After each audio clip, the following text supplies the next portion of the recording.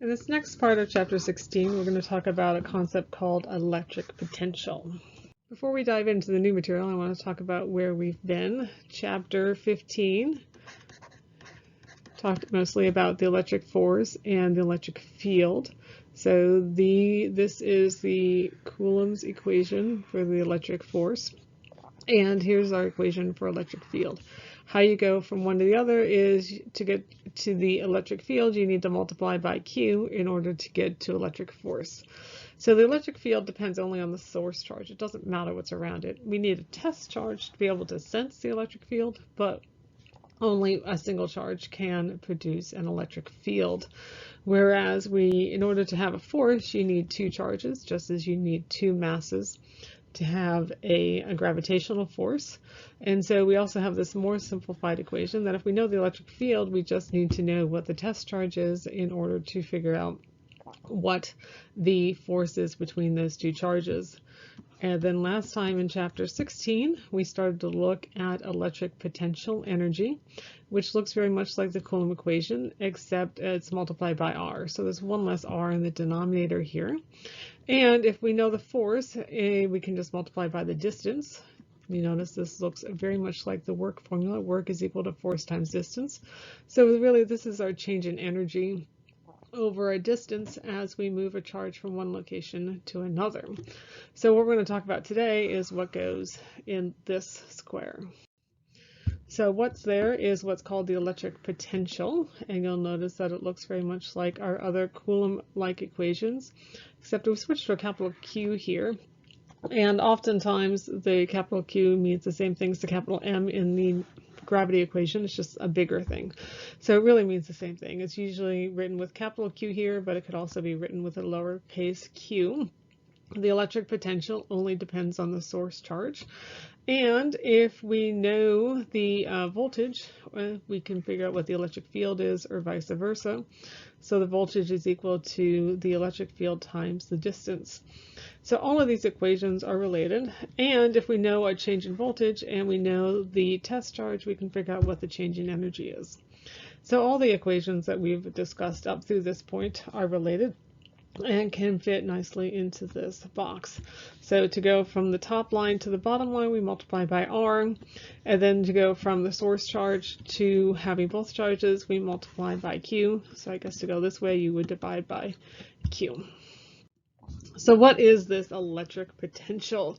Electric potential is defined as the energy divided by my test charge. So what does that mean? Well, we're going to get into more graphical descriptions of it, but that's how it's defined it. And so the unit for electric potential is the volt, which is a joule per coulomb, because go figure these are joules and that's a coulomb. We can also, as we just saw on the last slide, calculate it from the source charge. And I think that makes a little bit more sense because really the source charge is the source of the potential. So, and we have this other equation that we also looked at the last slide where the change in energy is equal to Q times delta V. So what really is this potential difference? It's very much like a potential. It's related to the potential energy because to get to potential energy, we just have to multiply by our test charge. But I'm going to look more at the analogy. We're going to start with an analogy of gravitational potential energy. So gravitational potential energy is big G times M1, M2 over R. Just like electric potential energy is KE, Q1, Q2 over R. Very similar equations, slightly different variables. But if we take a look at the idea of a gravitational potential using the same formation that we would for electric potential, right? So these are the same formulations. What we get is basically a G times R or a G times distance. So what electric potential is the gravitational field times the distance I am from the center. So this basically means an elevation might be a suitable word to describe it gravitationally.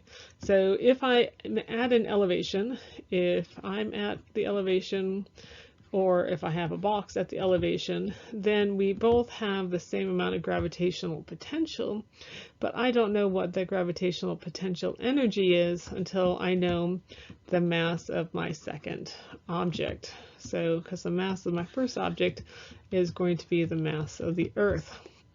So we can think of basically the electric potential, or what we often just call volts because that's the unit, is basically a potential.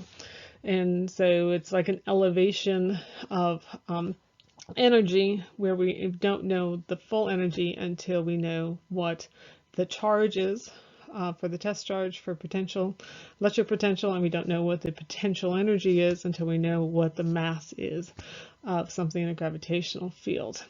So electric potential is a characteristic of the field only. We only need the source to figure out what the electric potential is, but the electric potential energy, we need a source and a test object. So here's some pictures with this analogy, is that if we look at a topographical map then of a hill, so this is a very conical hill, then we would draw these elevation lines as equal potential lines. I don't know what the actual potential energy of the object is until I know what that object is. And so the electric potential the electric potential for charges are also going to be concentric circles around a charge, and each one of them are going to have a different voltage, and that voltage is going to drop as we get farther and farther away from that charge. So now we have two properties of a charge. We have the electric field. The electric field lines radiate from the charge, and these equipotential lines go around the charge. They encircle the charge. So for a single positive charge, these are going to be positive voltages. So close here is going to be a lot higher than it is away from it. But on a negative charge, we're going to have a negative voltage around it. And so this figure we've seen before, with the green lines being the electric field lines and the red lines being constant potential lines. But since the electric field lines radiate from or into the charge and the equipotential lines form concentric circles, these are perpendicular to each other everywhere. So anywhere that we look, they're perpendicular. And if we look at this more complex figure, you can also see that these equipotential lines are perpendicular to the electric field lines everywhere. So in summary, now that we've discussed all the properties of our charges, if we have a positive test charge placed in an electric field, it is going to go in the same direction as the electric field. It moves from a point of higher potential. So this is like 10 volts. It's going to move away from a positive charge. So if the electric field lines are going up this way, we have a large positive charge up here. It's going to move to a lower potential. Its electric potential energy decreases because it's moving in the direction it wants to go. So it's always going to want to move to a lower energy state, a lower potential energy, while it gains kinetic energy. Then if we have a negative charge, it's actually going to move in the opposite direction of the electric field.